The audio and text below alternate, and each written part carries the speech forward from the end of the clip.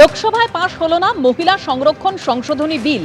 এই বিল পাশ করানোর জন্য 2/3 সাংসদদের সমর্থনের প্রয়োজন ছিল, কিন্তু বিলের পক্ষে 298টি ভোট পড়ে আর বিপক্ষে পড়ে 230টি। ফলে 2/3 সমর্থন জোগাড় করতে না পারায় পাশ হলো না বিল। ঘটনার প্রতিবাদে দিল্লিতে বিক্ষোভ দেখায় বিজেপি। तो वो नहीं चाहते हैं कि महिलाओं को कोई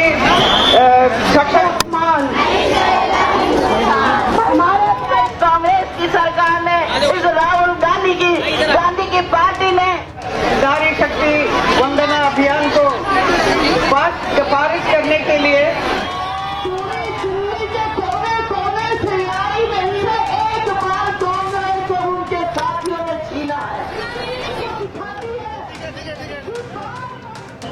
पास नहीं होने दिया, इसीलिए हम लोग प्रोटेस्ट कर रहे हैं। पूरी नारी शक्ति, पूरा हिंदुस्तान के नारियां मिलकर ये अभियान चला रहे हैं, क्योंकि कल रात को हमने बहुत कोशिश करने के बावजूद ये बिल पास नहीं होने दिया।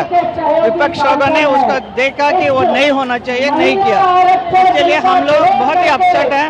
पूरे देश के सारी नारियां सब जगह ये प्रोटेस्ट कर रहे हैं। আজ জাতির উদ্দেশ্যে ভাষণ দিতে চলেছেন প্রধানমন্ত্রী। রাত 8:30টায় জাতির উদ্দেশ্যে ভাষণ দেবেন প্রধানমন্ত্রী নরেন্দ্র মোদী। লোকসভায় মহিলা সংরক্ষণ সংশোধনী বিল পাশ করাতে ব্যর্থ কেন্দ্র। গতকাল বিরোধীরা একজোট হয়ে ভোট দেওয়ায় পাশ হয়নি বিল, আর তাই আজ রাত 8:30টায় জাতির উদ্দেশ্যে ভাষণ দিতে চলেছেন প্রধানমন্ত্রী নরেন্দ্র মোদী।